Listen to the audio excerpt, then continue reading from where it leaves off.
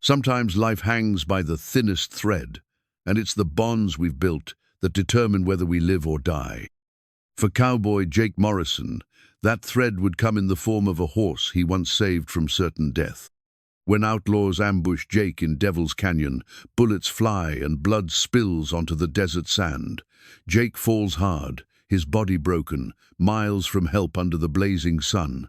Death seems certain. But then his horse, Thunder, appears.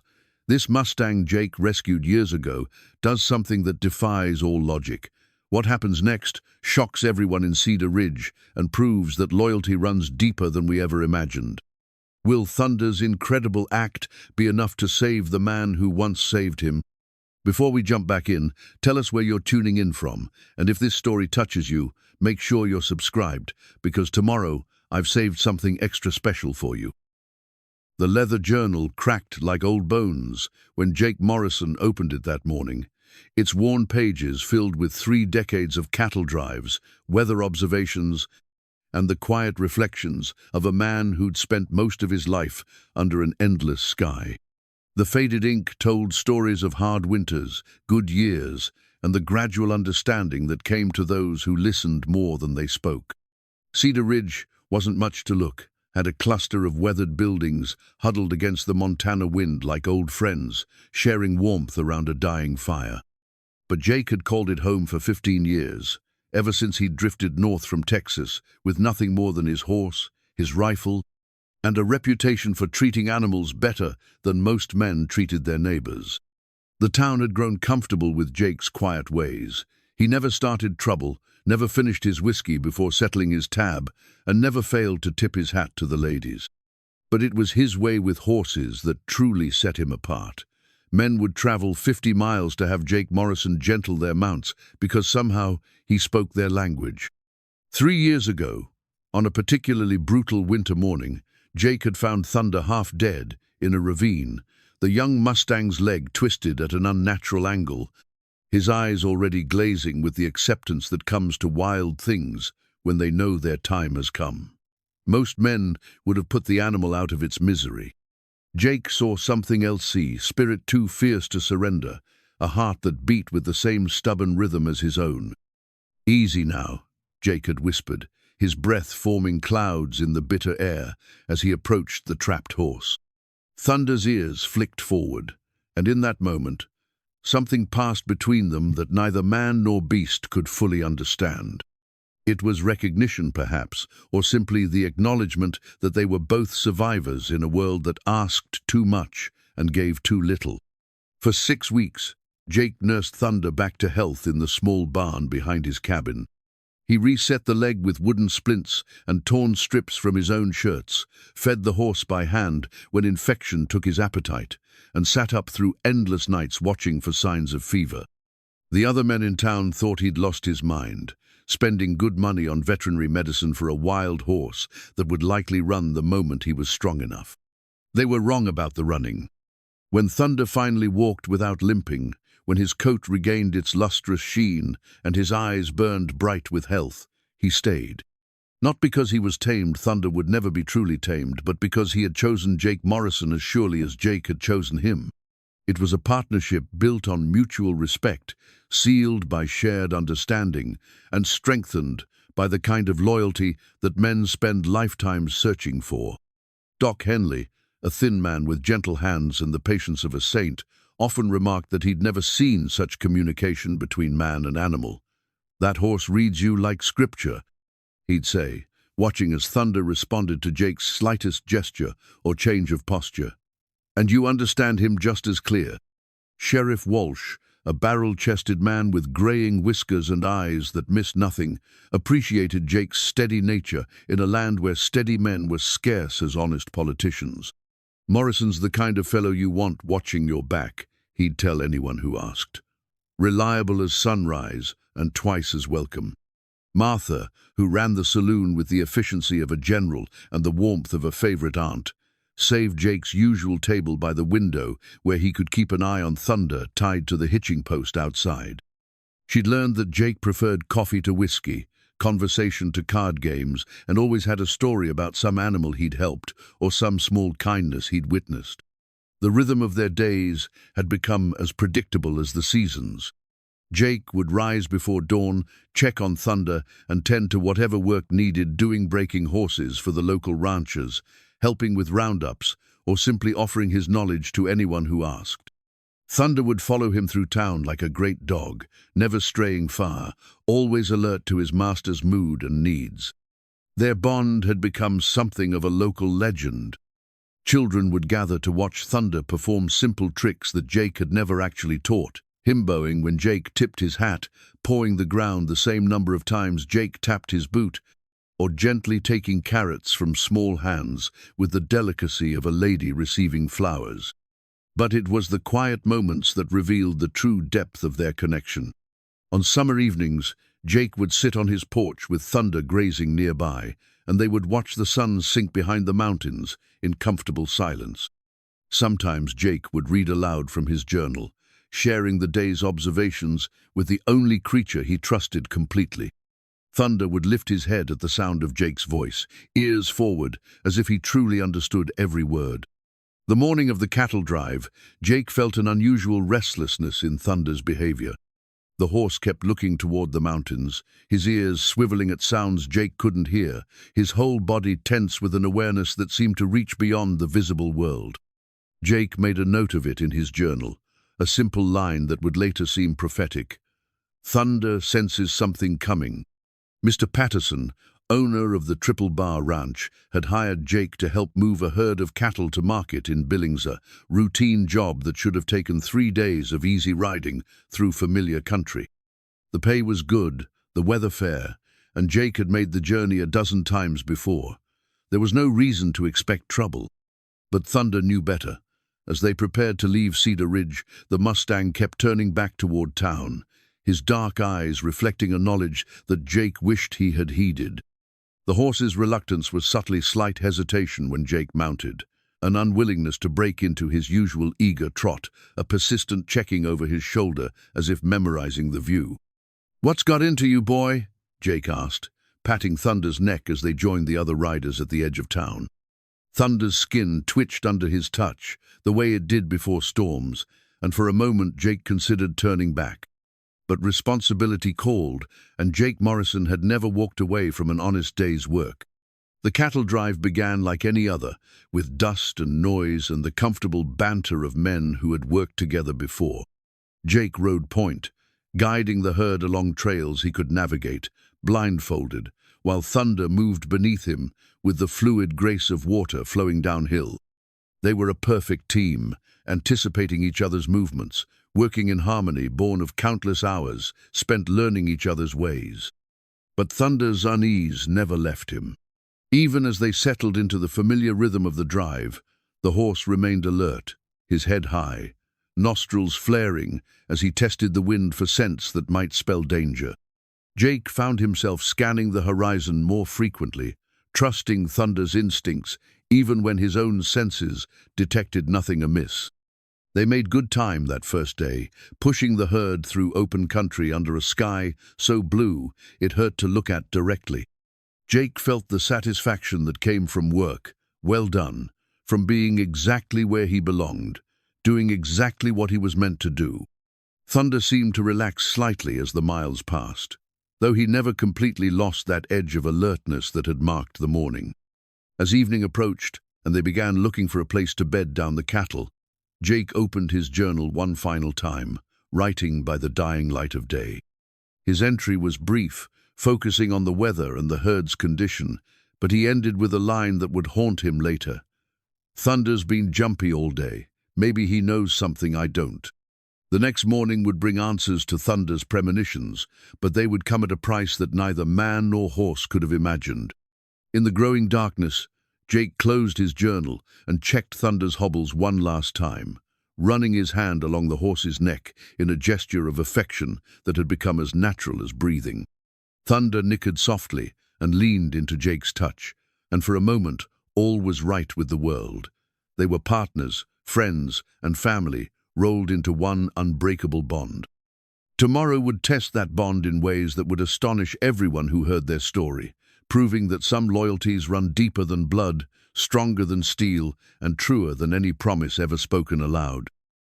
The blood-stained saddlebag would later become evidence in a trial that shook 3 counties, but in the moment of the ambush, it was simply where Jake Morrison kept his pay and a letter he'd been meaning to send to his sister in Kansas. The letter spoke of good weather, honest work, and his hope that she might visit Cedar Ridge come spring. Those simple words, written in Jake's careful script, would never reach their destination. Devil's Canyon earned its name honestly. The narrow passage cut through red rock like a wound in the earth, its walls rising steep and unforgiving on both sides. It was the only practical route through the mountains with a herd, but Jake had always felt uneasy riding through its shadows. Thunder's behavior that morning confirmed his instincts. The Mustang's ears swiveled constantly, his nostrils flared wide, and his usual smooth gait became choppy with tension. Jake felt the horse's muscles coiled tight beneath his legs, ready to explode into motion at the first sign of trouble. The other riders noticed Thunder's agitation and began checking their weapons, trusting the horse's reputation for sensing danger. "Something's got your Mustang spooked," called out Bill Patterson, the rancher's son, who'd never learned to read animal behavior the way his father had. "Maybe we should." The first rifle shot echoed off the canyon walls like thunder, and Bill Patterson fell from his saddle before he could finish his sentence. Jake had time to register the bloom of red spreading across the young man's chest, time to see the shock in his dying eyes, before thunder exploded into motion beneath him. More shots rang out from both sides of the canyon, their muzzle flashes winking like deadly stars from hidden positions among the rocks. Jake drew his Colt while thunder spun and bucked, trying to find cover in terrain that offered none. The other riders scattered, some returning fire, others simply trying to stay alive as bullets whined through the air like angry wasps. Jake recognized the precision of the attack immediately. This wasn't random violence or a crime of opportunity. The shooters had chosen their positions carefully, waited for the perfect moment, and executed their ambush with military efficiency. Someone had planned this, someone who knew their route and timing with deadly accuracy. Thunder screamed as a bullet creased his shoulder, but instead of bolting like any sensible horse would have done, he wheeled toward the nearest group of shooters. Jake felt a moment of pure pride in his partner's courage, even as he realized they were both probably going to die in the next few minutes. A bullet tugged at Jake's hat brim, another punched through his coat sleeve, and a third took a chunk out of Thunder's saddle horn.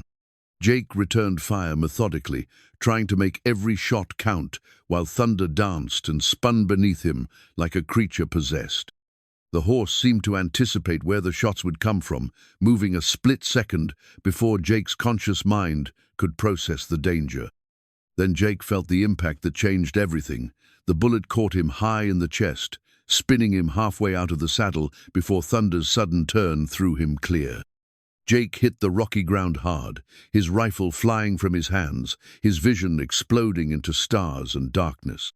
Through the ringing in his ears, he heard Thunder's wild neighing, the sound of hoofbeats receding, and the victorious shouts of men who thought their work was finished. Jake tried to move, tried to call out to his horse, but his body wouldn't obey his commands. Blood soaked through his shirt and pooled beneath him, warm at first, then cold as the desert began to claim its heat. The voices of the attackers grew closer. Jake heard them checking the other bodies, confirming their kills with the casual efficiency of men who'd done this before. One of them mentioned the Cassidy gang. Another talked about getting back to their hideout before dark. Jake tried to memorize their voices, tried to stay conscious long enough to identify them, but darkness kept pulling at the edges of his vision. What about this one? The voice belonged to someone young, probably no older than Bill Patterson. "Leave him," came the reply from what sounded like the leader. "He's gut-shot and bleeding out. Desert'll finish him if the bullet don't." Jake felt rough hands going through his pockets, taking his money, his watch, anything of value. They left the letter to his sister, apparently considering it worthless. One of them kicked him in the ribs to see if he'd respond, and when Jake managed only a weak groan, they moved on. What about the horses? "Take the good ones, scatter the rest, make it look like Apaches." Jake heard them rounding up the surviving mounts, heard the crack of whips as they drove the scattered cattle back into a herd. They were stealing everything, the animals, the men's lives, their futures. But as consciousness faded, Jake's last clear thought wasn't about the theft or even his own approaching death. It was about Thunder and whether his horse had escaped or lay dying somewhere in the rocks. Time became meaningless after the gang rode away. Jake drifted in and out of consciousness, sometimes aware of the sun beating down on him like a hammer, sometimes lost in fevered dreams where Thunder came galloping to his rescue. Blood loss made him weak, and the desert heat began the slow work of killing him as surely as any bullet. The silence was complete, except for the wind whistling through the canyon walls and the distant cry of a circling hawk. Jake had seen enough death to know what was happening to his body, the gradual shutdown of systems, the growing cold, despite the brutal heat, the way his thoughts began to scatter like leaves in a storm. He managed to drag himself a few feet toward a patch of shade, leaving a trail of blood on the sun-baked stone. The effort exhausted him completely, and he lay panting in the meager protection of an overhanging rock, watching the shadow creep across the canyon floor as the sun moved overhead. His throat burned with thirst, and when he tried to call for help, only a whisper emerged. Jake had always imagined he'd die in his own bed, surrounded by friends, with time to make his peace and say his goodbyes. Instead, he was alone in a place where his bones would bleach white and anonymous, where his story would end without witness or memorial. The saddlebag lay nearby, its leather stained dark, with blood that wasn't quite dry. Jake could see the corner of his sister's letter protruding from one of the pouches, and he felt a sharp pang of regret for all the words left unspoken, all the visits postponed, all the time he'd assumed he had in abundance. As the afternoon wore on, Jake's vision began to blur, and his breathing became shallow. He thought about Thunder, hoped the horse had run far and fast, hoped he'd find his way back to Cedar Ridge and the safety of familiar pastures. It was a small comfort, but in the face of approaching death, small comforts became precious beyond measure. The sun was beginning its descent toward the western rim of the canyon when Jake heard something that made his heart leap, the sound of hoofbeats approaching at a careful walk. For a moment, hope flared in his chest like a struck match. Someone had found him, someone was coming to help. But as the hoofbeats grew closer, Jake recognized their rhythm, their particular cadence, the way they paused and started as if the rider was searching for something. It wasn't a rescue party. It was Thunder, and he'd come back. Jake tried to call out, but his voice was barely a whisper. He tried to move, to signal his position, but his body had finally given up its fight against gravity and blood loss. All he could do was lie still and listen as Thunder approached, the horse's familiar nicker seeming to come from very far away. When Thunder finally appeared, stepping carefully around the bodies of the other men, Jake felt tears mixing with the dust on his cheeks. The horse was magnificent in the golden light, his dark coat gleaming, his head held high with the pride of a creature who'd never been truly broken. But there was something different about him now, something in his eyes that spoke of understanding, of purpose, of a decision made and accepted. Thunder approached slowly, carefully, as if he understood how fragile Jake had become. When he reached his master's side, the horse lowered his great head and breathed softly against Jake's face, the warm air carrying the familiar scent of grass and leather and home. Jake managed to lift one trembling hand and touch Thunder's muzzle, feeling the velvet softness of the horse's skin against his palm. In that moment, as the sun painted the canyon walls red and gold, Jake Morrison understood that he wasn't going to die alone after all. Thunder had come back for him, had chosen to stay despite the danger, had proven once again that some bonds transcend even the fear of death. The horse's dark eyes reflected infinite patience, infinite loyalty, and infinite love. Jake had saved Thunder's life 3 years ago, and now Thunder had returned to bear witness to Jake's passing, to ensure that a good man wouldn't face his final moments without the comfort of friendship. But as Jake's consciousness faded again, as the desert cold began to seep into his bones, Thunder was already making plans that would astound everyone who heard their story. The horse's vigil was just beginning, and what he would do next would prove that intelligence, loyalty, and love sometimes manifest in ways that humble human understanding. The makeshift travois scraped against the rocky ground with a sound like whispered prayers, its crude frame constructed from broken branches and strips of Jake's torn shirt. Thunder had somehow understood that his master needed to be moved, needed shade, needed protection from the elements that would claim him as surely as the bullets had tried to do. Jake drifted back to consciousness as Thunder carefully dragged him across the canyon floor, the horse moving with painstaking slowness to avoid jarring his master's wounded body. The pain was excruciating, but through it, Jake felt a wonder that transcended physical suffering. Thunder wasn't just staying with him, the horse was actively working to keep him alive. When they reached a shallow overhang that offered protection from the brutal sun, Thunder stopped and began the process of carefully extricating Jake from the improvised stretcher. The horse used his teeth to grip the makeshift harness, backing away slowly until Jake rolled free onto a bed of sand that Thunder had somehow swept clear of rocks and debris. Jake tried to speak, to thank his friend, but his throat was too dry to produce more than a rasp. Thunder seemed to understand anyway, lowering his head to nuzzle Jake's face with infinite gentleness. The horse's breath was warm against Jake's cheek, carrying the familiar scent of prairie grass and clean air that had always meant home and safety. As the afternoon heat reached its peak, Thunder positioned himself between Jake and the mouth of the shallow cave, creating additional shade with his own body. The horse stood motionless for hours, occasionally swishing his tail to drive away the flies that gathered around Jake's wounds, always alert for sounds that might indicate returning danger. When evening came and the temperature began to drop, Thunder left briefly, returning with his mouth full of grass that he'd somehow managed to gather despite the rocky terrain. He dropped the precious green blades near Jake's head, then used his muzzle to push them closer to his master's lips. Jake managed to chew a few pieces, the moisture helping to ease his parched throat, though swallowing remained difficult. But it was what Thunder did next that truly amazed Jake.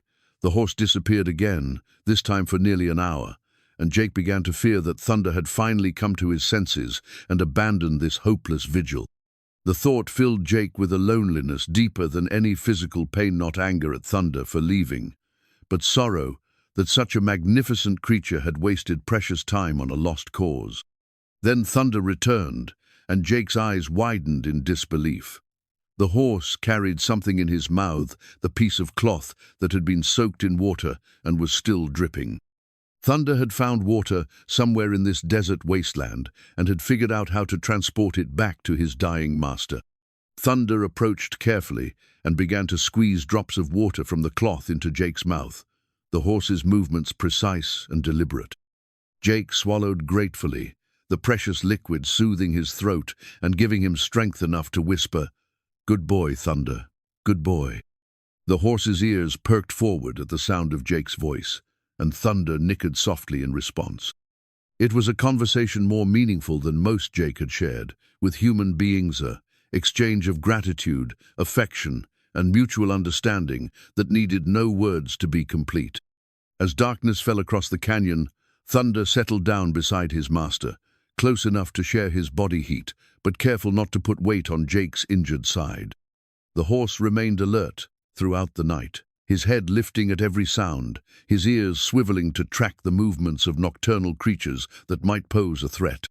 Jake dozed fitfully, sometimes waking to find Thunder's warm breath on his face, sometimes surfacing from fevered dreams to see the horse's silhouette outlined against the stars.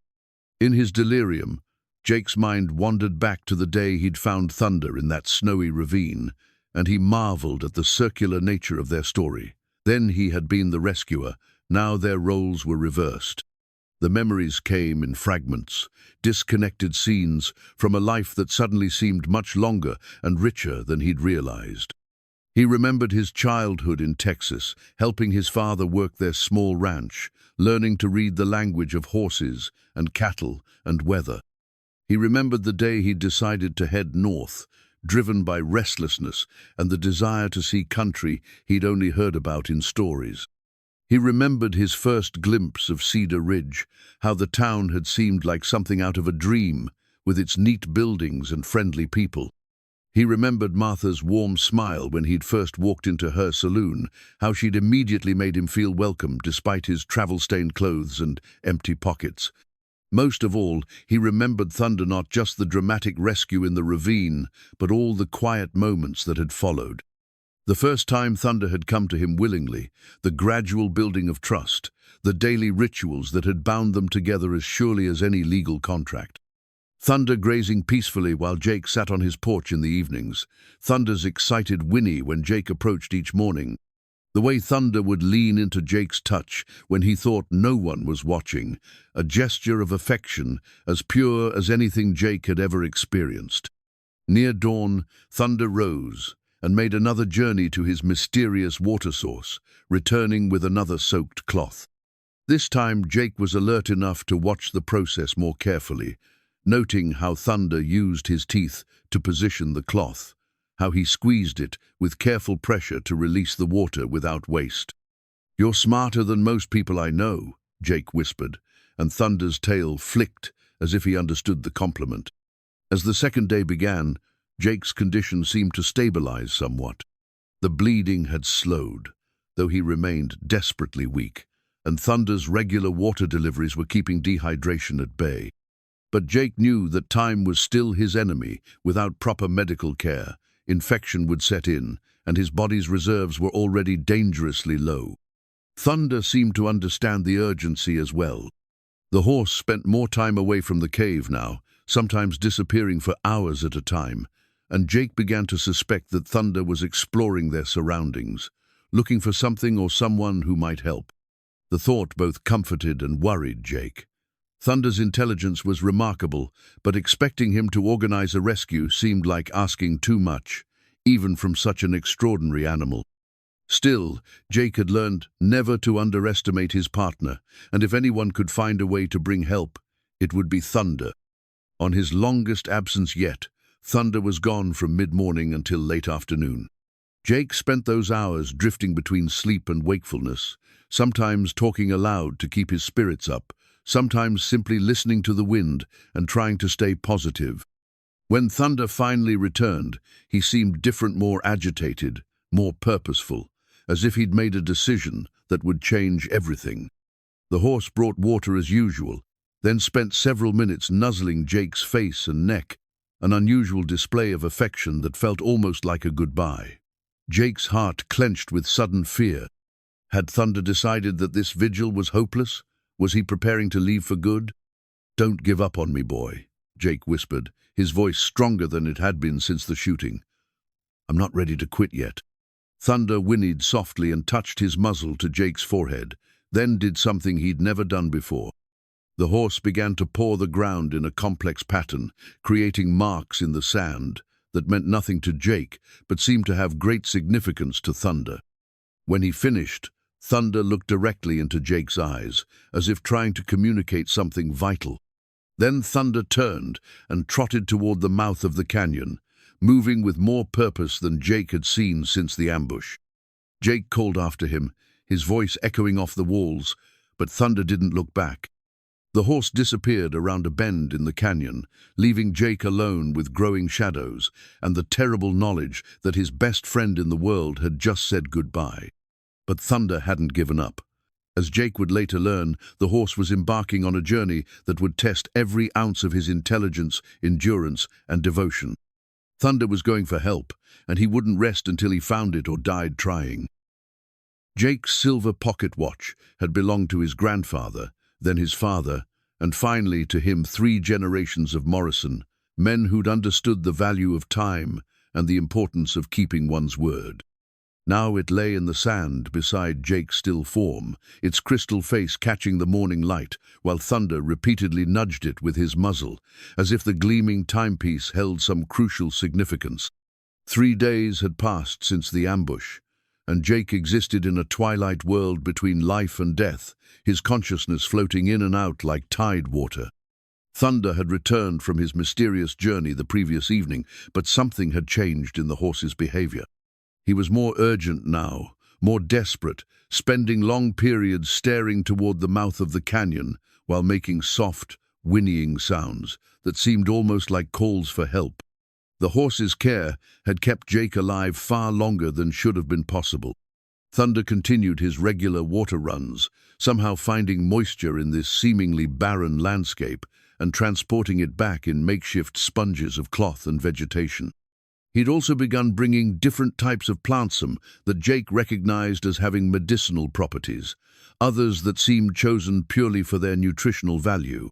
Jake watched through half-closed eyes as Thunder arranged these offerings with careful precision, sorting them into small piles according to some system only the horse understood.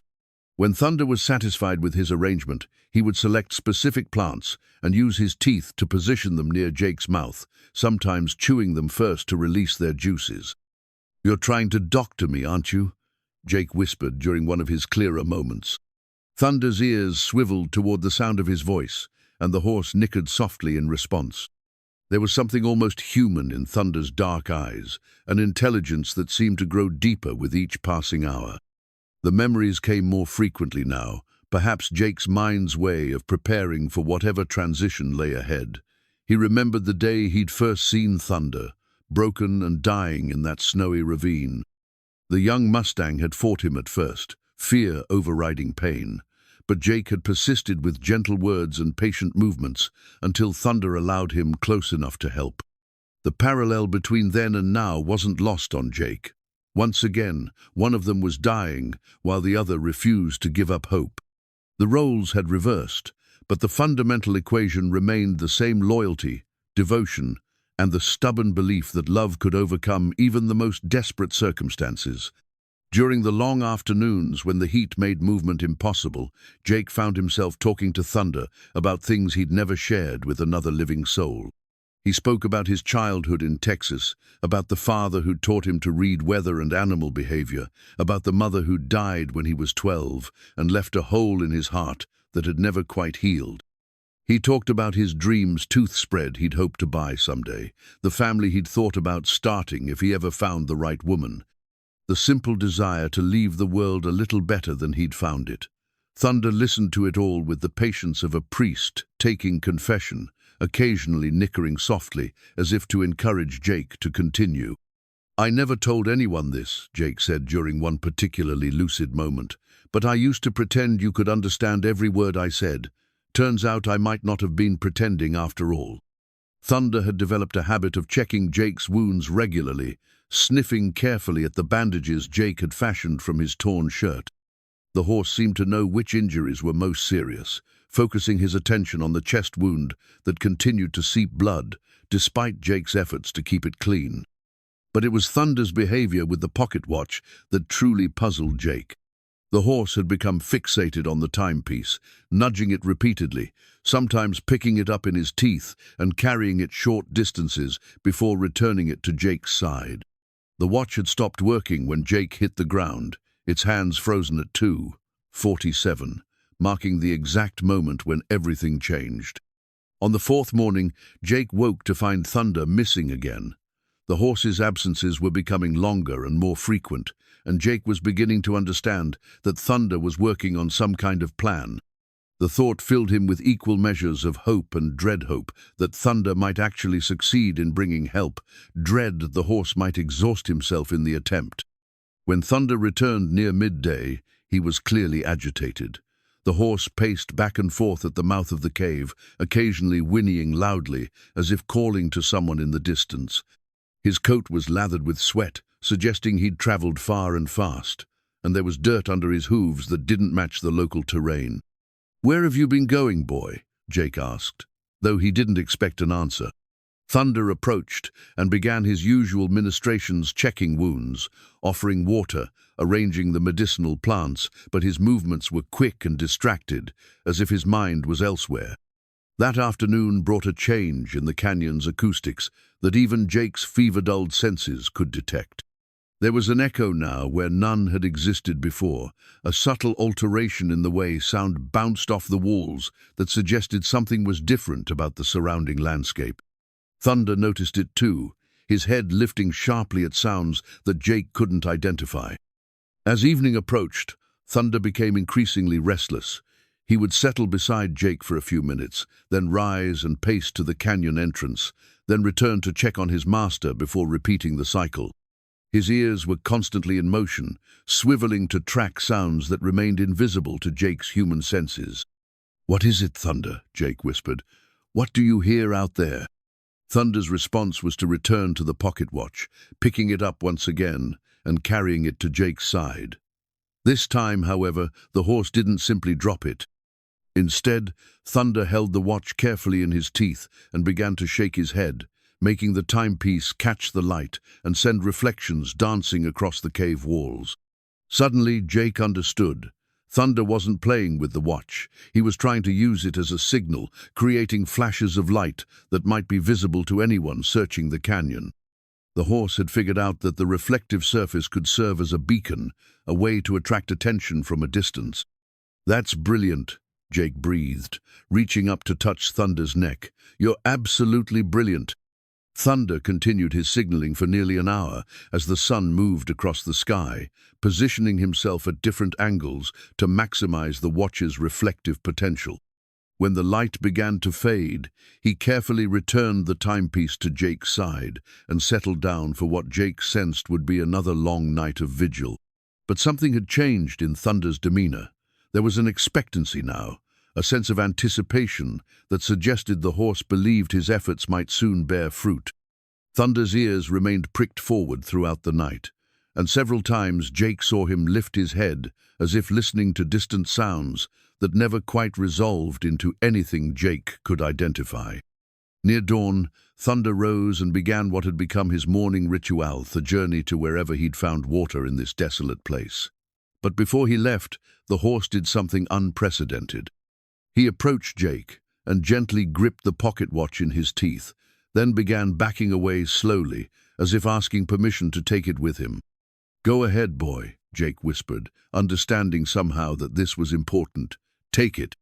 Thunder carefully lifted the watch and trotted toward the canyon entrance, pausing once to look back at his master before disappearing around the bend. Jake lay in the growing light, wondering if he would ever see either Thunder or his grandfather's watch again, but feeling strangely at peace with whatever happened next. The horse had given him 4 days he shouldn't have had, 4 days of companionship and care that had transformed what should have been a lonely death into something approaching grace. If Thunder's mission succeeded, Jake might yet live to see Cedar Ridge again. If it failed, at least Jake would know that he'd been loved by a creature whose loyalty surpassed that of most men he'd known. The morning stretched on without Thunder's return, and for the first time since the ambush, Jake felt truly alone.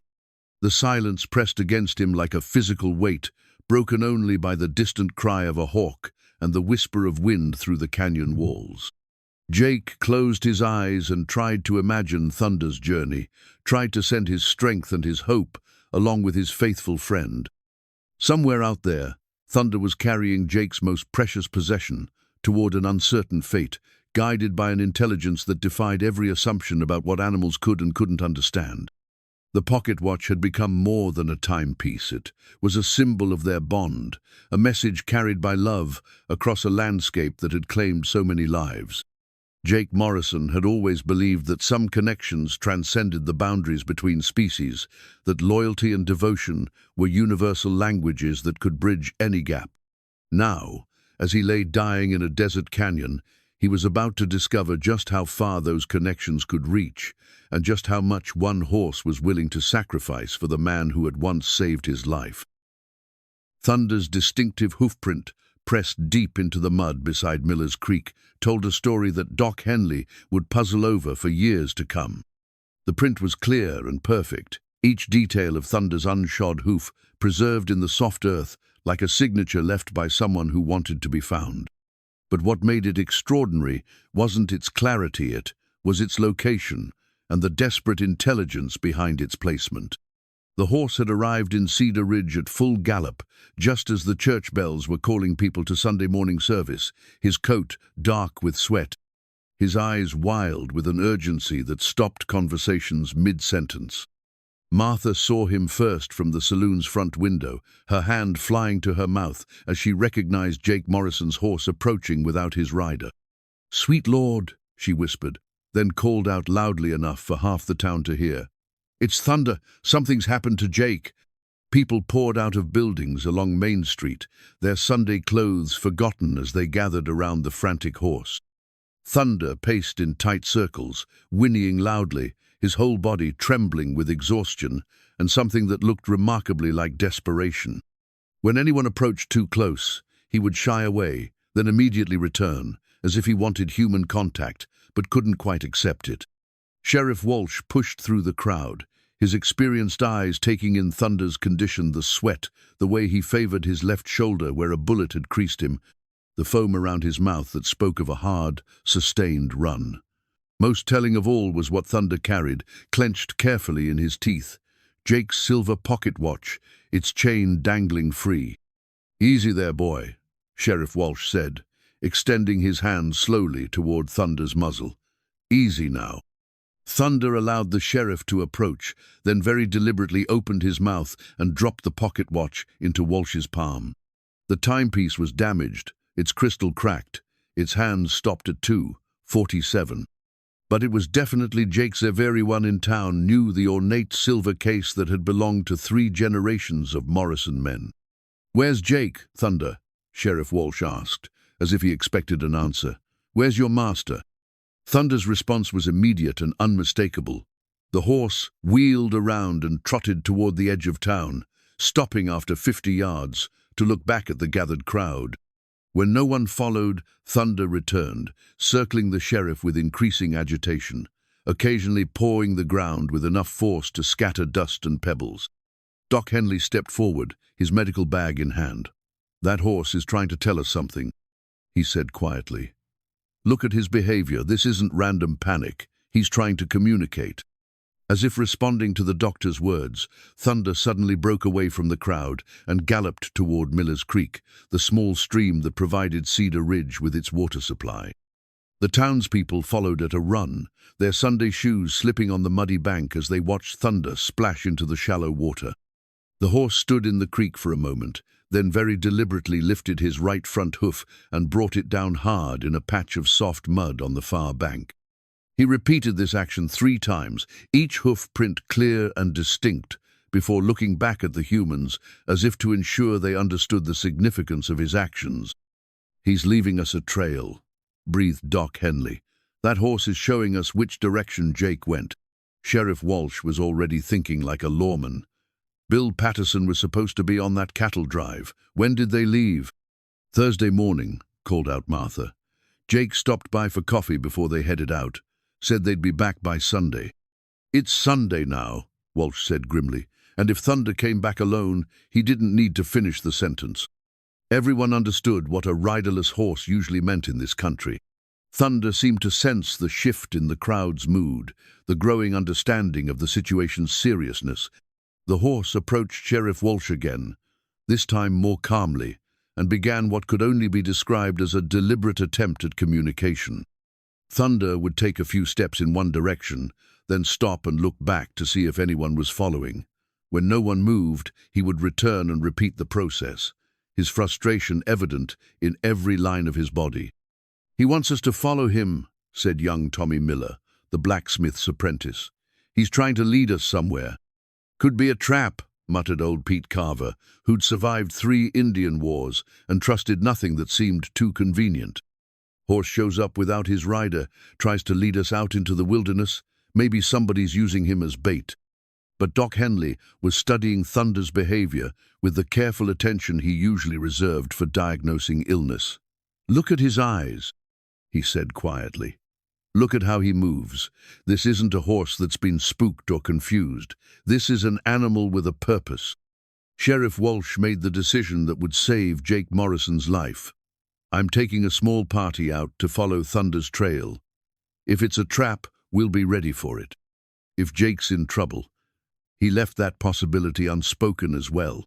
Within an hour, a search party of 6 men had assembled. Sheriff Walsh, Doc Henley, Tommy Miller, and 3 experienced trackers who knew the country between Cedar Ridge and the cattle trail. They rode hard, following Thunder's lead as the horse maintained a punishing pace through familiar territory that gradually gave way to rougher, more dangerous country. Thunder's behavior during the search was nothing short of remarkable. He would gallop ahead, then circle back to ensure the party was following, adjusting his pace to match their horse's capabilities. When they reached forks in the trail, Thunder would stop and wait, pawing the ground until the men caught up, then clearly indicate which path to take. But it was Thunder's use of the terrain that truly impressed the experienced trackers. The horse seemed to understand that they needed to conserve their mount's strength for the long journey ahead, choosing routes that avoided the steepest climbs and the most treacherous ground. He led them to water when their horses needed it, found shade when the sun grew too hot, and somehow communicated the urgency of their mission without exhausting the animals they depended on. "Never seen anything like it," muttered Jake Stevens, the best tracker in 3 counties. "That horse is thinking 10 steps ahead, planning this journey like a cavalry officer." As they rode deeper into the wilderness, Thunder's agitation increased. He began making sounds whinnies, nickering calls, even what sounded like attempts at barking that the men had never heard from a horse before. It was as if Thunder was trying to expand his vocabulary, to find new ways to communicate the desperation he felt. "He knows we're getting close to something," Doc Henley observed. "Look how he keeps checking to make sure we're still with him." The first search took them within 5 miles of Devil's Canyon, but as afternoon faded into evening, even Thunder seemed to recognize that pushing tired horses through dangerous terrain in failing light would help no one. The horse led them to a sheltered spot near water and actually seemed to settle down for the night, though he remained restless, frequently lifting his head to test the wind. "We'll start again, at first light," Sheriff Walsh announced. "Thunder's brought us this far. I have a feeling he'll get us the rest of the way." That night, as the men made camp and tended their horses, Thunder stood apart from the group, his silhouette outlined against the stars as he gazed toward the mountains. Occasionally, he would whicker softly, as if calling to someone only he could hear, and those sounds carried across the desert like prayers spoken in a language older than human speech. Doc Henley couldn't sleep, and he spent much of the night watching Thunder's vigil. The horse never fully relaxed, never let his guard down completely, as if he understood that somewhere in the darkness, Jake Morrison was fighting for his life and depending on Thunder to bring help before it was too late. When dawn broke over the mountains, Thunder was already moving, his urgency even more pronounced than the day before. The horse had somehow compressed all his intelligence, all his love, all his desperate hope into a single purpose: get these humans to Jake before death claimed the man who had once saved a broken Mustang in a snowy ravine. The second day of searching would test everyone's endurance, but Thunder's determination never wavered. The hoofprint by Miller's Creek had been just the beginning, a message in mud that said as clearly as any spoken word that loyalty could transcend species, that love could find a way across any distance, and that sometimes salvation came on 4 legs with a heart bigger than the sky. Jake's distinctive blue bandana had been a gift from his sister back in Kansas, hand-sewn with tiny white stars that reminded him of clear desert nights and the dreams they shared beneath them. Now it fluttered from Thunder's mouth, like a battle flag, as the horse galloped back toward the search party, the fabric bright against his dark coat, carrying with it proof that Jake Morrison still lived. Jake himself had awakened that morning to find his fever finally broken, his mind clearer than it had been since the ambush 5 days earlier. The constant care Thunder had provided, the water, the medicinal plants, the protection from predators and elements had given his body just enough strength to begin fighting back against infection and blood loss. When Thunder appeared at the cave entrance carrying the familiar bandana, Jake felt a surge of emotion that threatened to overwhelm him. His horse had not only survived the journey to Cedar Ridge, but had managed to bring back help. The bandana's presence meant that Thunder had somehow communicated their location to people who could mount a rescue. "You did it, didn't you?" Jake whispered, his voice still weak but carrying more hope than it had held in days. "You actually brought them back." Thunder dropped the bandana carefully beside Jake's head, then began his usual routine of checking wounds and offering water. But there was something different about the horse's movements, now a sense of anticipation, of plans coming to fruition, that suggested the long vigil was finally nearing its end. Jake could hear them before he could see them, the distant sound of multiple horses moving through the canyon, voices calling his name, the welcome noise of rescue approaching. Thunder heard them too, his ears pricked forward, his whole body alert with excitement and relief. Sheriff Walsh's voice echoed off the canyon walls. "Jake! Jake Morrison! Can you hear us?" Jake tried to call back, but his voice was still too weak to carry far. Thunder solved the problem by trotting to the mouth of the cave and releasing a piercing whinny that could have awakened the dead. The sound bounced between the canyon walls like a trumpet blast, immediately followed by answering calls from the search party. "There! Thunder's up there!" That was Doc Henley's voice, filled with the kind of professional excitement that meant he believed there was still something worth saving. Within minutes, the cave was filled with worried faces and gentle hands. Doc Henley took charge immediately, his experienced fingers checking Jake's pulse, examining wounds, assessing damage with the efficiency of someone who'd seen plenty of frontier medicine. Sheriff Walsh knelt beside Jake while the other men secured the area and tended to their horses. "Thought we'd lost you, Jake," the sheriff said quietly, "when Thunder showed up without you, carrying that watch." "He saved my life," Jake whispered, his eyes finding Thunder among the group of men and horses. "That horse saved my life in ways you can't imagine." Doc Henley was already opening his medical bag, preparing supplies for emergency treatment. "We need to get you back to town, but you're too weak to ride. We'll have to make a stretcher." "Thunder made one," Jake said, gesturing weakly toward the crude travois that still lay nearby. "He dragged me to safety, brought me water, stood guard." Jake's voice broke with emotion. "He never left me, not once." The men stared at the makeshift stretcher, then at Thunder, beginning to understand the magnitude of what the horse had accomplished. This wasn't just a story of an animal staying with his injured master. This was evidence of intelligence, planning, and devotion that challenged everything they thought they knew about the capabilities of horses. Tommy Miller was examining the travois construction with professional interest. "Look at this," he said quietly. "The knots, the way the branches are woven together, this isn't random, this was engineered." Sheriff Walsh was more interested in the tactical implications. "Jake, what happened out there? The cattle drive was supposed to be routine." As Doc Henley worked to stabilize Jake's condition, Jake told his story in halting whispers: the ambush in Devil's Canyon, the methodical killing of the other riders, the references to the Cassidy gang. With each detail, Sheriff Walsh's expression grew grimmer. "They mentioned a bank robbery," Jake continued. I think they knew I was there. This wasn't random." "The bank in Millerville was hit last week," Sheriff Walsh confirmed. 3 men killed, including the sheriff. If you witnessed something." Jake nodded weakly. "I saw them leaving town, recognized one of the horses later. They must have spotted me too." Thunder had been watching this conversation with obvious interest, his intelligent eyes moving from speaker to speaker as if following the discussion.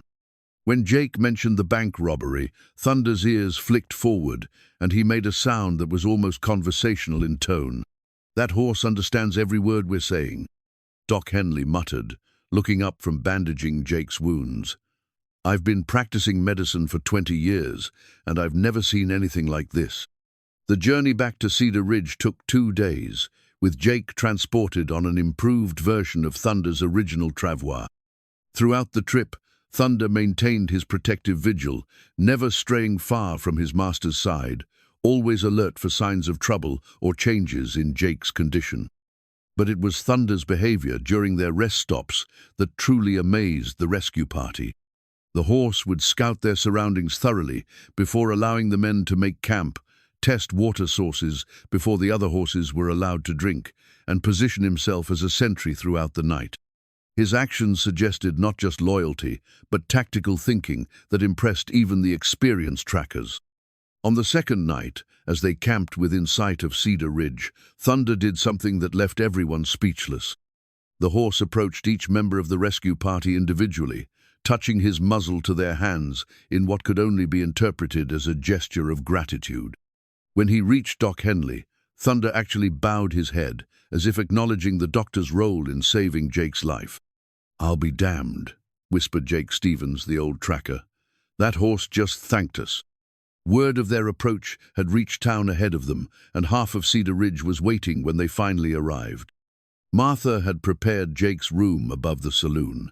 Doc Henley's surgery was ready for any additional treatment needed, and Sheriff Walsh had already sent word to federal marshals about the Cassidy gang's involvement. But it was Thunder who drew the most attention. As Jake was carefully transferred to his bed, Thunder took up position directly beneath the window, as if standing guard. People gathered to watch the horse, to touch him, to try to understand what they'd witnessed. Children brought Thunder carrots and apples, which he accepted graciously, but never consumed until he'd checked that Jake was safe upstairs. Adults spoke to him in respectful tones, as if addressing someone of great importance, and Thunder responded to the attention with dignity, allowing the touches and treats while maintaining his focus on the window above. "That horse has become a legend," Martha observed to Doc Henley as they watched the crowds gathering around Thunder. "People are calling it a miracle." "Maybe it is," Doc Henley replied quietly. "I've seen a lot of things in my years, but what that animal accomplished." He shook his head in wonder. 5 days of constant care, finding water in a desert, leading us straight to Jake's location. If that's not miraculous, it's the next closest thing. Jake's recovery would take weeks, but from his window he could watch Thunder receiving the admiration of the entire town. The blue bandana had been cleaned and returned to Jake, but its real significance wasn't in the fabric itself, it was in what it represented. Thunder had carried that bandana across dangerous country as proof that hope could survive even in the darkest circumstances, that loyalty could bridge any gap, and that sometimes the most profound acts of heroism came from the most unexpected sources. The bandana lay folded on Jake's bedside table now, a reminder of the journey they'd both taken and the bond that had made survival possible. Outside his window, Thunder continued his vigil, proof that some promises didn't need words to be made, didn't need contracts to be honored, and didn't need understanding to be kept. The Cassidy gang's wanted poster lay crumpled in the mud where Thunder had found it. Rain-soaked and torn, but still legible enough to change everything, Jake Morrison thought he knew about the ambush that nearly killed him. The poster bore the faces of 5 men, their names and crimes listed in stark black type, but it was the handwritten note in the margin that made Jake's blood run cold. Morrison witnessed Millerville Job eliminate. Sheriff Walsh smoothed the poster carefully on his desk, his weathered fingers tracing the words that proved Jake hadn't been the victim of random violence, but a carefully planned execution. Thunder had discovered it 3 days into Jake's recovery, when the horse's restless explorations of the area around Cedar Ridge had led him to an abandoned campsite upstream from Miller's Creek. "They were watching the town," Sheriff Walsh explained to Jake, who was finally strong enough to sit up in bed and receive visitors. "Had to be. They knew your routines, knew about the cattle drive, knew exactly when and where to hit you." Jake studied the faces on the poster, recognizing 2 of them from his brief glimpse of the bank robbers fleeing Millerville the week before the ambush. The men looked ordinary enough, the kind of drifters and hard cases that every frontier town knew and tried to avoid. But their crimes painted a picture of escalating violence that had claimed more than a dozen lives across 3 territories. "How long were they watching me?" Jake asked, though he wasn't sure he wanted to know the answer. "Based on the campsite, at least a week, maybe longer." Sheriff Walsh's expression was grim. "They set up in perfect position to observe the town without being seen. Professional work." Thunder stood beneath Jake's window, as he had for the past week, occasionally lifting his head to look up at his recovering master. The horse had become the town's unofficial guardian, his presence both comforting and somehow protective. People had taken to consulting Thunder about the weather, the safety of traveling certain roads, even the advisability of various business ventures. The horse's response-seer positions, pawing patterns, whinnies of different tone shad, proven surprisingly accurate. But Jake could see that Thunder remained troubled by something. The horse's ears were constantly in motion, swiveling to track sounds that human senses couldn't detect. His body language suggested vigilance rather than relaxation, as if he sensed that their ordeal wasn't truly over. "What's bothering you, boy?" Jake asked through the open window. Thunder looked up and whinnied softly, then returned his attention to scanning the street and surrounding buildings. Doc Henley, who was changing Jake's bandages, noticed the exchange. "That horse has been acting strange for 2 days now," he observed. "More alert than usual, if that's possible. Yesterday he wouldn't let little Sally Peterson walk down Elm Street by herself, kept blocking her path until her mother came to get her. Maybe he knows something we don't," Jake said, remembering Thunder's uncanny ability to sense danger before it became visible. Sheriff Walsh folded the wanted poster and tucked it into his vest pocket. "Federal marshals are on their way from Helena. Should be here tomorrow. They want to take your statement and coordinate a manhunt for the rest of the gang." "The rest of the gang?" Jake's attention sharpened. "How many got away?"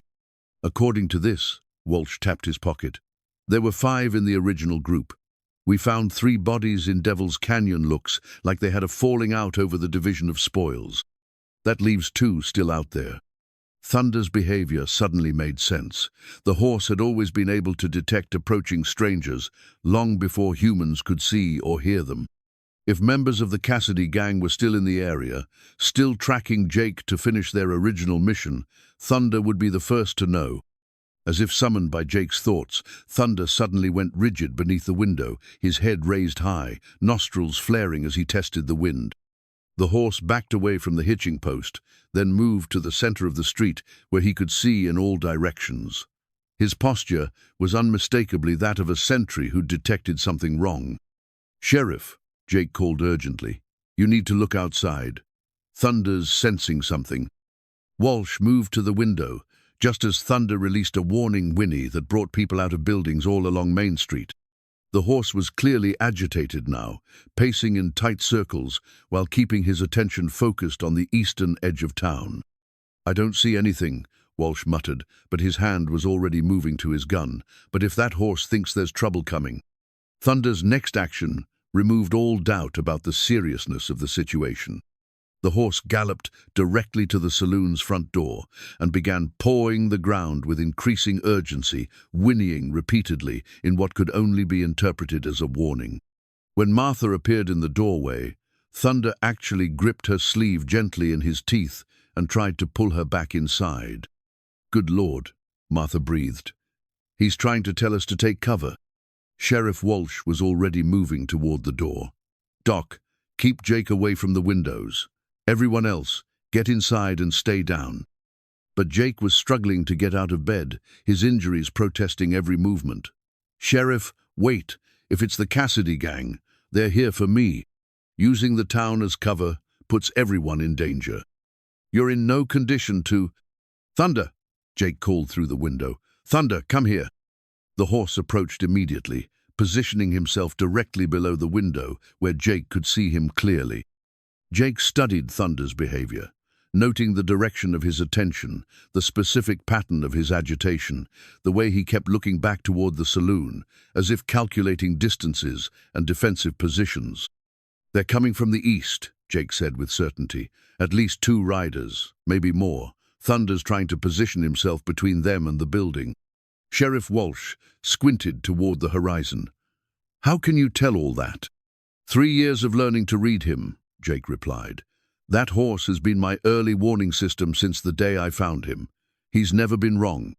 As if to prove Jake's point, Thunder moved to the exact center of the street and planted himself there like a living barricade. His message was clear: anyone who wanted to reach the saloon would have to go through him first. The distant sound of hoofbeats became audible to human ears, confirming Thunder's warning. 2 riders were approaching Cedar Ridge at a casual pace, but there was something in their posture, something in the way they surveyed the town. that suggested purpose rather than simple travel. "That's them," Jake said, recognizing something familiar in the lead rider's silhouette. "The tall one, I saw him at the bank in Millerville." Sheriff Walsh checked his rifle and positioned himself at the window. "Doc, get word to the other men. Tell them we have trouble coming." But Thunder was already implementing his own plan. The horse began a series of movements that Jake recognized as deliberate communication-specific whinnies that carried different meanings, pawing patterns that matched warnings Thunder had used in the wilderness, even what looked like attempts to herd the townspeople toward defensible positions. "He's organizing a defense," Jake realized with amazement. "Thunder's trying to coordinate the town's response." The approaching riders had slowed as they entered the main street, their attention immediately drawn to the magnificent horse standing in their path. Thunder faced them squarely, his head high, his whole body radiating a challenge that was unmistakably intentional. One of the riders laughed and said something to his companion, but Thunder didn't move. If anything, the horse seemed to grow larger, more imposing, as if drawing on reserves of courage that went deeper than simple animal instinct. "Smart horse," the lead rider called out loud enough for everyone to hear. "Too bad he's protecting the wrong man."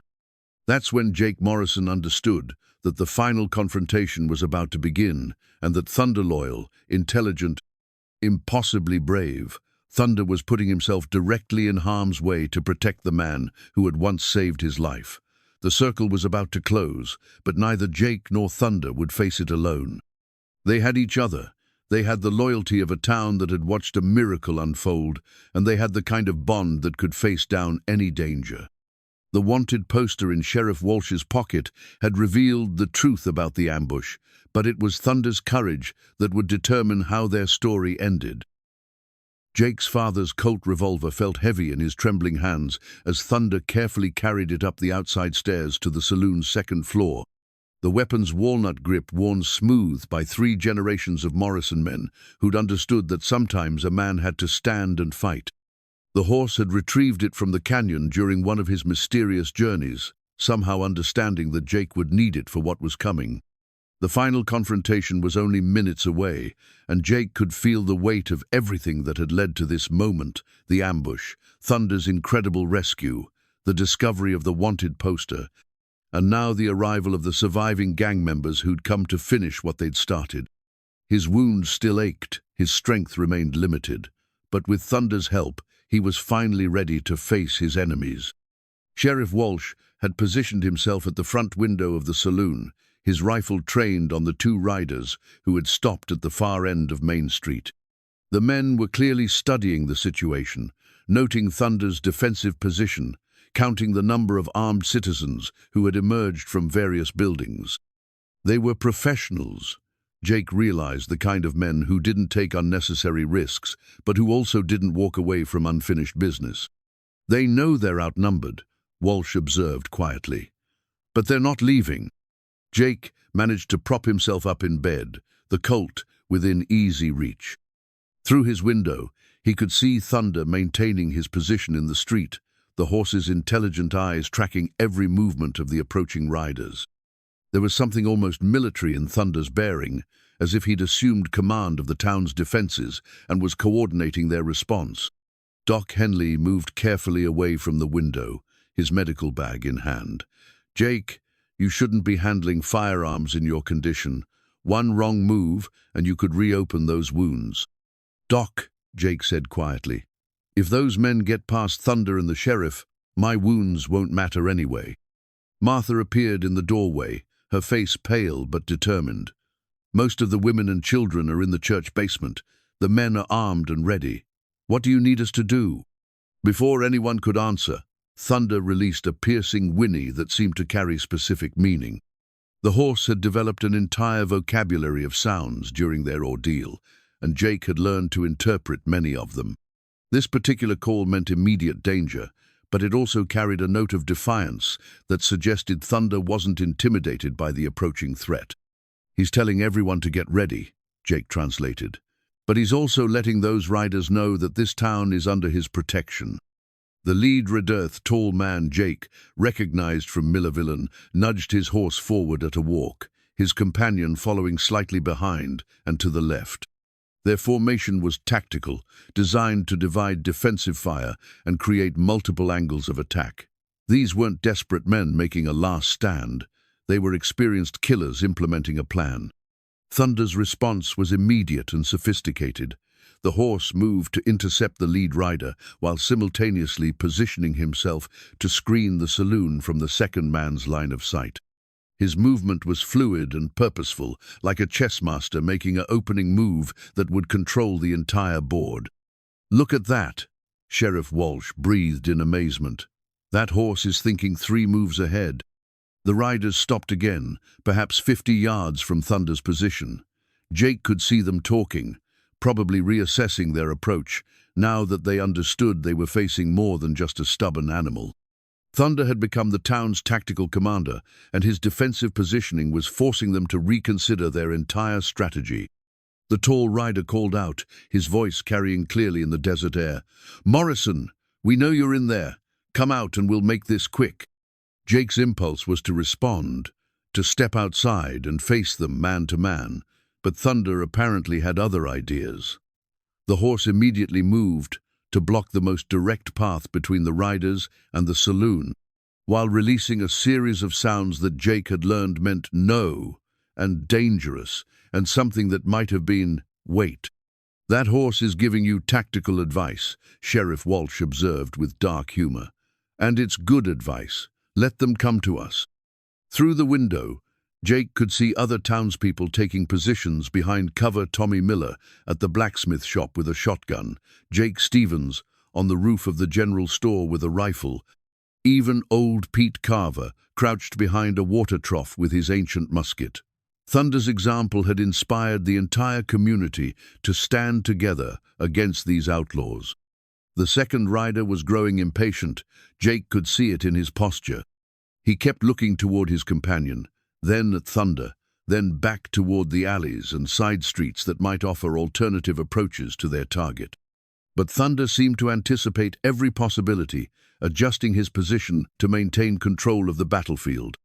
"They're going to try something," Jake said, checking the loads in his father's colt. "Thunder knows it too. Look how he's moving." The horse was indeed showing signs of increased alertness, his head turning constantly as he monitored multiple potential threats. Thunder had survived in the wild before Jake found him, and those instincts were fully engaged now. He was reading the rider's intentions through body language and positioning that spoke a universal language of predator and prey. Doc Henley had moved to a position where he could see both Jake and the street below. "That animal has appointed himself this town's protector," he said with wonder. "He's not just defending you, Jake, he's defending all of us." The emotional weight of that observation struck Jake like a physical blow. Thunder had grown beyond his original loyalty to his master. He'd somehow expanded his protective instincts to include the entire community that had helped rescue Jake. The horse was fighting not just for one man, but for the principle that good people deserved protection from evil ones. Sheriff Walsh was studying the tactical situation with professional interest. "They're going to split up," he predicted. "One will create a distraction while the other tries to flank us. Question is, can that horse of yours handle multiple threats?" As if in response to the sheriff's question, Thunder began a behavior Jake had never seen before. The horse started moving in a complex pattern that seemed almost like a dance, weaving back and forth across the street while keeping both riders in sight. But Jake realized it wasn't random movement. Thunder was testing distances, calculating angles, preparing for multiple contingencies. "He's running scenarios," Jake said with growing amazement. "Thunder's figuring out how to handle both of them if they split up." The tall rider made his decision. He spurred his horse forward at a sudden gallop, not toward the saloon but toward the church at the other end of town, clearly intending to circle around and attack from an unexpected angle. His companion immediately broke in the opposite direction, heading for the alley between the general store and the blacksmith shop. Thunder's response was instantaneous and brilliant. Instead of trying to follow one rider or the other, the horse galloped to the exact center of Main Street and released a series of calls that Jake recognized as warnings, but which also seemed to contain specific information. Different tones, different rhythms, each directed toward a different part of town. "He's coordinating the defense," Sheriff Walsh said in wonder. "That horse is directing our people to intercept each rider." Tommy Miller emerged from the blacksmith shop and took position to block the alley, while Jake Stevens shifted on his rooftop perch to cover the area around the church. Other townspeople adjusted their positions in response to Thunder's calls, creating a defensive network that neither rider could easily penetrate. But Thunder wasn't finished. The horse began galloping in wide circles around the town's perimeter, always keeping the two separated riders in sight, occasionally releasing specific calls that seemed to update the defenders on each threat's location and movement. It was like watching a general commanding troops from horseback, except the general was a mustang who'd learned tactics from pure necessity and love. The rider heading for the church found his path blocked by Pete Carver and two other men with rifles. The one trying to use the alley discovered Tommy Miller waiting with a shotgun and nowhere to retreat. Both outlaws were forced to pull up short, their surprise attack turning into a standoff, as Thunder's early warning system had given the town precious time to prepare. Jake struggled to his feet, ignoring Doc Henley's protests. Through his window, he could see that Thunder had positioned himself where he could observe both stalled attacks while maintaining his protection of the saloon. The horse was breathing hard from his exertions, but his head remained high, his ears forward, his entire body radiating determination. "This ends now," Jake said, picking up his father's Colt. "I won't let Thunder in this town fight my battle for me." Sheriff Walsh tried to stop him. "Jake, you're still weak. One of us can." "No," Jake interrupted firmly. "This started with me witnessing that bank robbery. It continued with Thunder saving my life. It ends with both of us facing it together." Jake made his way slowly down the stairs, each step sending waves of pain through his healing wounds. But Thunder's courage had given him strength he didn't know he possessed, and the thought of his horse standing alone against armed killers was unbearable. When Jake emerged from the saloon, Thunder immediately trotted to his side, the horse's relief evident in every line of his body. But Thunder also positioned himself slightly ahead of Jake, still maintaining his protective role, even as they stood together. "Morrison," the tall rider called from his position near the church. "Just you and me, let's finish this." Jake's response was quiet, but carried clearly in the desert air. "You should have thought of that before you tried to murder me in Devil's Canyon." Thunder whinnied once, a sound that seemed to combine greeting and warning and promise all in one powerful call. The horse's message was clear to everyone present. Jake Morrison was under Thunder's protection, and anyone who threatened him would have to face the consequences. The final confrontation was seconds away, but Jake felt calmer than he had since the ambush began. He had his father's gun, his own courage, and most importantly, he had Thunder the horse, who'd redefined the meaning of loyalty, and who was about to prove that some bonds could withstand any test.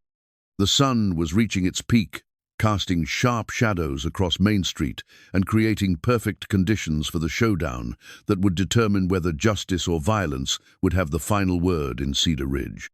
Jake Morrison and Thunder stood ready to face whatever came next, partners to the end. Thunder's war cry shattered the desert silence like the voice of every wild mustang that had ever refused to be broken, a sound that seemed to rise from the earth itself and challenge heaven. The powerful whinny carried across Cedar Ridge with such force that windows rattled and dogs howled in response, but more importantly, it reached the ears of the federal marshals, who were still 2 miles outside town. The first shot came from the tall rider near the church, his bullet splintering the wooden post beside Jake's head as Thunder exploded into motion. But this wasn't the panicked flight of a frightened animal. This was the calculated charge of a warrior who had chosen his battlefield and accepted the consequences. Thunder's tactical intelligence became immediately apparent as he used his speed and agility to create chaos in the outlaws' plans. Instead of running away from the gunfire, the horse galloped directly between the two separated riders, forcing them to hold their fire or risk shooting each other. It was a maneuver that would have impressed cavalry officers, executed by an animal operating purely on instinct and love. Jake had never seen anything like it. Thunder seemed to anticipate where each shot would come from, spinning and dodging, with movements that defied the laws of physics. When the second rider tried to get a clear shot at Jake, Thunder placed himself squarely in the line of fire, his body serving as a living shield while his hooves struck sparks from the hard-packed street. "Thunder, get clear!" Jake shouted, but the horse ignored him completely. Thunder had made his choice, and no amount of human logic was going to change his mind. The horse was fighting not just with courage, but with a kind of inspired fury that transformed him from gentle companion to avenging angel. The tall rider tried to circle around Thunder's defense, spurring his horse toward the saloon at a dead gallop. Jake raised his father's colt and fired, the bullet catching the outlaw in the shoulder and spinning him halfway out of his saddle. But the man kept his seat and returned fire, his shot going wide as his horse shied away from Thunder's approaching charge. Thunder's next move demonstrated intelligence that bordered on the supernatural. The horse feinted toward the wounded rider, then suddenly wheeled and charged the second outlaw who had been trying to flank them from the alley.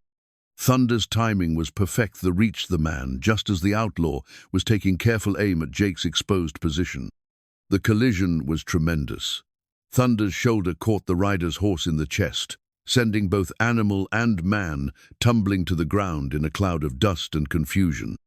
The outlaw's rifle flew from his hands, clattering across the street and coming to rest near the church steps where Pete Carver quickly claimed it. But Thunder wasn't finished. As the unhorsed outlaw scrambled to his feet and drew his pistol, Thunder reared up on his hind legs and brought his front hooves down with crushing force. The man's gun arm shattered under the impact, his scream of pain and terror echoing off the building walls. Jake had never seen Thunder display violence before, but there was nothing random or cruel about the horse's actions. Thunder was protecting his family, not just Jake, but the entire community that had helped rescue them both. The horse's fury was righteous, controlled, and devastatingly effective. The tall rider, still mounted but bleeding from his shoulder wound, tried to retreat toward the edge of town. But Thunder anticipated this move as well, cutting off the man's escape route with another perfectly timed charge. The outlaw's horse, spooked by Thunder's aggressive behavior, reared and threw his rider before bolting into the desert. Now both outlaws were on foot, one with a broken arm, the other wounded and disarmed. But Thunder wasn't taking any chances. The horse positioned himself between the fallen men and any weapons they might try to reach, his head low, his ears pinned back, his whole body radiating a warning that needed no translation. Jake approached carefully, his father's colt still ready but no longer necessary. Thunder had single-handedly neutralized both threats, using tactics that combined the intelligence of a general with the protective instincts of a mother defending her young. "Easy, Thunder," Jake said softly, reaching out to touch the horse's neck. "It's over, boy. You did it." Thunder's transformation back to gentle companion was as remarkable as his charge into battle had been. The horse immediately relaxed under Jake's touch, his ears coming forward, his breathing gradually returning to normal. But his eyes remained alert, still watching the defeated outlaws for any sign of continued threat. Sheriff Walsh emerged from the saloon with rope and handcuffs, followed by Doc Henley, who was already preparing to treat the wounded men despite their crimes. The rest of the townspeople gathered in the street, their faces reflecting awe and gratitude as they looked at Thunder. "Never seen anything like it," Tommy Miller said, shaking his head in wonder. "That horse fought like he was defending his own territory." "He was," Jake replied quietly, understanding finally what Thunder had been trying to tell him all along. Cedar Ridge wasn't just where they lived, it was home in every sense that mattered, worth fighting for, worth protecting, worth the kind of loyalty that transcended species. Thunder's war cry had summoned more than just the townspeople's courage. In the distance, Jake could hear the sound of approaching hoofbeats, multiple riders moving fast towards Cedar Ridge. The federal marshals had heard Thunder's call and were coming to investigate. The battle was over, but Thunder's legend was just beginning. The horse who had saved one man's life had just saved an entire town, proving that heroism came in many forms and that the strongest bonds were forged, not in comfort, but in the crucible of shared danger and mutual sacrifice. Sheriff Walsh's badge glinted in the afternoon sun as he approached Thunder with something approaching reverence.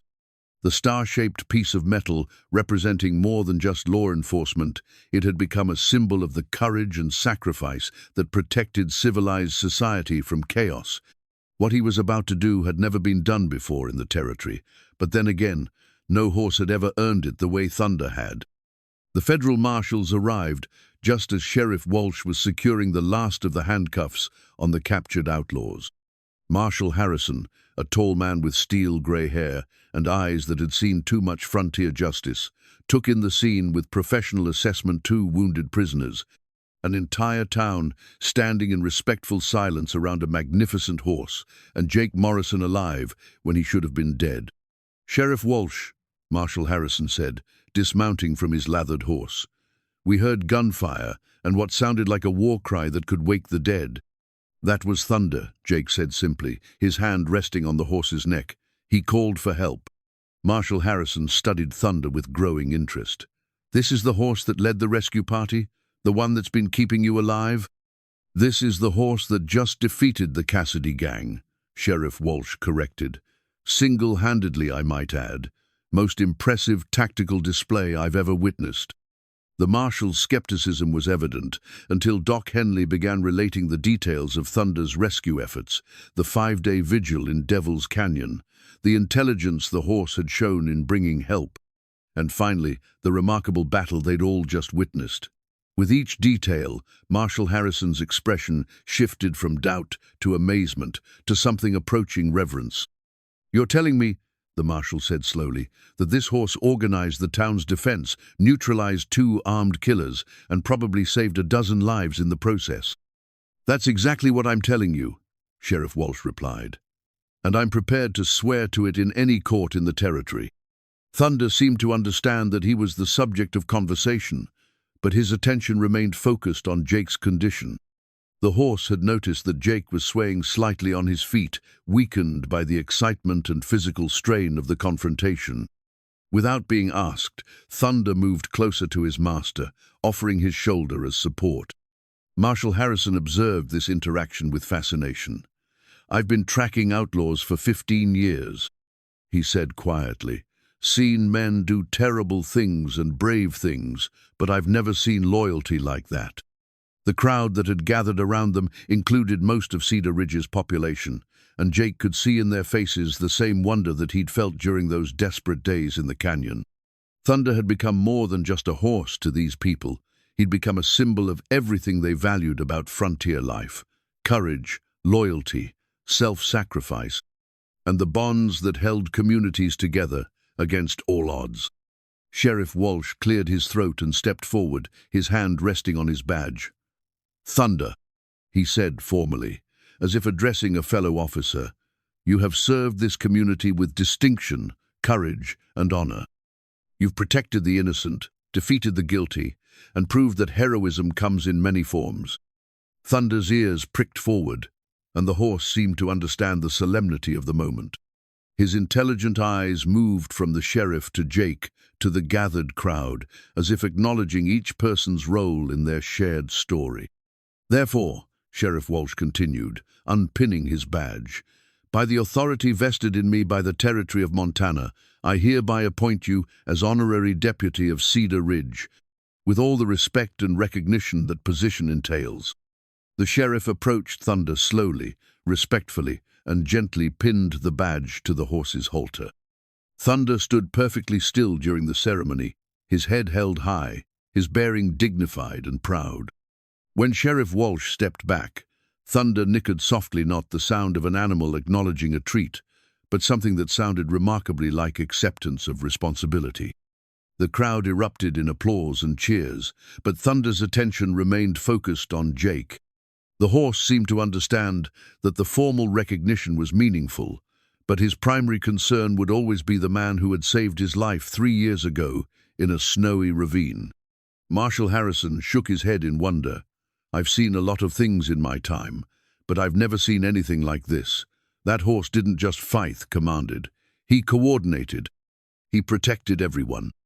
"He's been doing that since the day Jake found him," Martha said, stepping forward with tears in her eyes. "But what he's shown us these past weeks, it's changed how we think about loyalty, about courage, about what's possible when someone really cares." Jake felt his strength giving out and leaned more heavily on Thunder's solid shoulder. The horse immediately adjusted his position to better support his master's weight, and Doc Henley quickly moved to Jake's other side. "That's enough excitement for one day," the doctor said firmly. "Badge ceremony or not, my patient needs rest." But before they could help Jake back to his room, Thunder did something that brought fresh tears to several eyes in the crowd. The horse turned his head toward each person who had participated in the rescue mission: Sheriff Walsh, Doc Henley, Tommy Miller, Jake Stevens, even old Pete Carver, and touched his muzzle gently to their hands, one by one. It was a gesture of gratitude so deliberate, so unmistakably intentional, that no one could doubt its meaning. Thunder was thanking them, acknowledging their role in saving Jake's life, and accepting them as part of his extended family. "I'll be damned," whispered Marshal Harrison. "That horse just thanked his fellow officers." Sheriff Walsh looked down at his bare shirt, where his badge had been for so many years. For a moment, Jake thought the sheriff might regret giving up his symbol of authority. Then Walsh smiled, and Jake realized the badge had found its rightful owner. "Deputy Thunder," Walsh said formally, "your first assignment is to get your partner back to bed before he collapses. Think you can handle that?" Thunder's response was immediate and efficient. The horse positioned himself so that Jake could lean on him completely, then began a careful walk toward the saloon, his pace perfectly matched to Jake's weakened condition.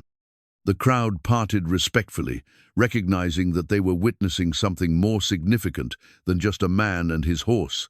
They were seeing partnership in its purest form. As they reached the saloon steps, Thunder paused and looked back at the gathered townspeople, the federal marshals, and the 2 prisoners who would soon face justice for their crimes. The badge on his halter caught the light, but more important than any symbol was the dignity with which Thunder wore his new responsibility. Jake Morrison had been saved by more than just Thunder's intelligence and devotion. He'd been saved by a community that understood the value of loyalty and was willing to honor it regardless of species. And Thunder, in accepting that badge, had proven that some hearts are large enough to protect not just one person, but everyone who deserves protection. The legend of Deputy Thunder was just beginning, but already it had transformed how everyone in Cedar Ridge understood the bonds that connect living beings to each other and to the places they call home. The memorial plaque mounted beside the entrance to Cedar Ridge bore simple words that would outlive everyone who had witnessed the events they commemorated. "In honor of Deputy Thunder, most loyal citizen, whose courage proved that heroes come in all forms." The bronze plaque had been Doc Henley's idea, but the entire town had contributed to its creation and installation, ensuring that future generations would understand what true loyalty looked like. 6 months had passed since the final confrontation with the Cassidy gang, and Jake Morrison stood before the memorial with Thunder at his side. Both of them fully recovered from their ordeal, but forever changed by what they'd experienced together. Jake's wounds had healed completely under Doc Henley's careful attention, leaving only small scars as reminders of how close he'd come to dying in Devil's Canyon. Thunder wore his badge with quiet dignity, the star-shaped piece of metal having become as much a part of him as his dark coat or intelligent eyes. The townspeople had grown accustomed to consulting Deputy Thunder on matters ranging from weather forecasts to the character assessment of strangers, and the horse's responses had proven remarkably accurate. Children would bring him their problems, adults sought his approval for important decisions, and everyone understood that Cedar Ridge was under the protection of its most unusual peace officer. "Hard to believe it's been half a year," Sheriff Walsh said, joining Jake and Thunder at the memorial. The sheriff had never requested the return of his badge, seeming to understand that Thunder had earned the right to wear it permanently. Feels like yesterday and a lifetime ago all at once. Jake nodded, his hand resting on Thunder's neck in the gesture that had become as natural as breathing. Thunder saved more than just my life out there. He saved something in all of us, reminded us what we're capable of when we really care about each other. The transformation in Cedar Ridge had been subtle but profound. People looked out for each other more carefully now, understanding that the bonds between them were precious and worth protecting. Martha had started leaving extra food for travelers who couldn't pay. Tommy Miller refused payment for emergency repairs, and Doc Henley had established a fund to help anyone who couldn't afford medical care. "That horse taught us about community," Martha said, approaching with a fresh apple for Thunder, "about what it means to be responsible for each other."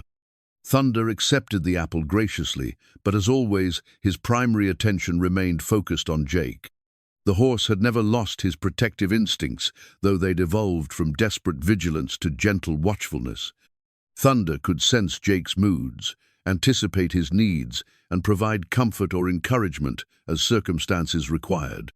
The federal marshals had closed the case on the Cassidy gang after the two surviving members confessed to a string of robberies and murders across 3 territories. The trials had made Thunder something of a celebrity throughout the region, with newspapers carrying stories of the horse who'd single-handedly defeated armed outlaws and saved an entire town. But fame hadn't changed Thunder's essential nature. He remained the same gentle, intelligent creature who'd learned to trust humans through Jake's patient care, who'd chosen loyalty over safety, who'd proven that love could overcome even the most desperate circumstances. "Got a letter from my sister in Kansas," Jake told Sheriff Walsh, pulling the envelope from his pocket.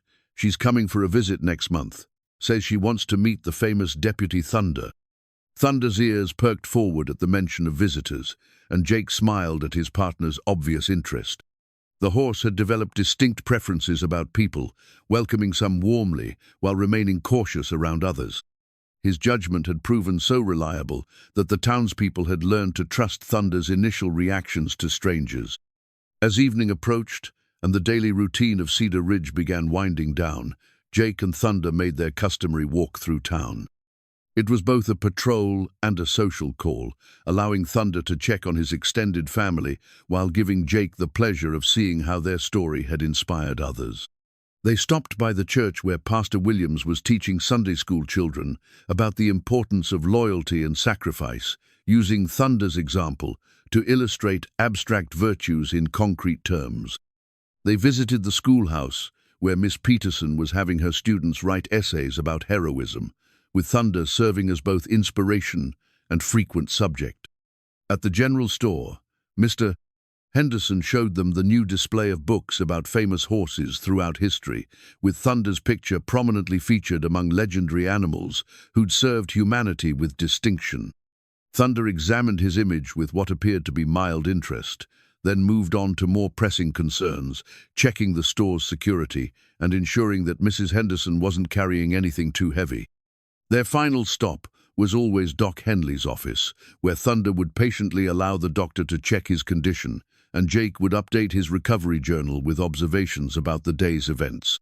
The journal had grown into something approaching a book, filled with stories that captured not just the dramatic rescue, but the quiet moments of partnership that made their bond so extraordinary.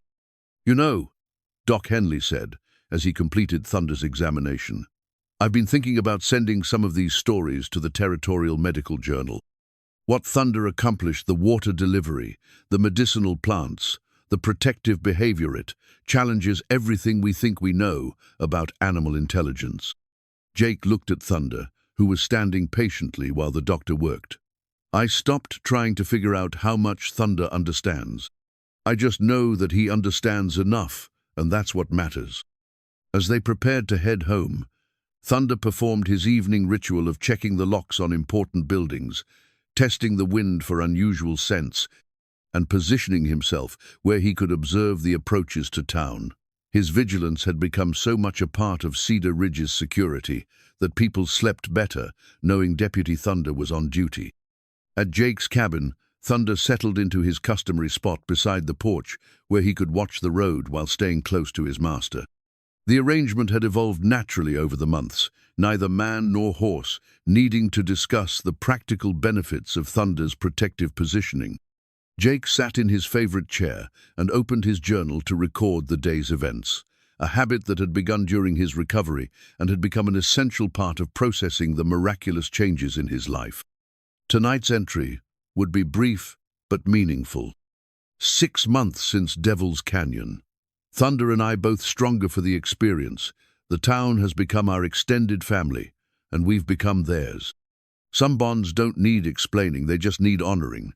Tomorrow we'll continue the work of caring for this place and these people, because that's what partners do.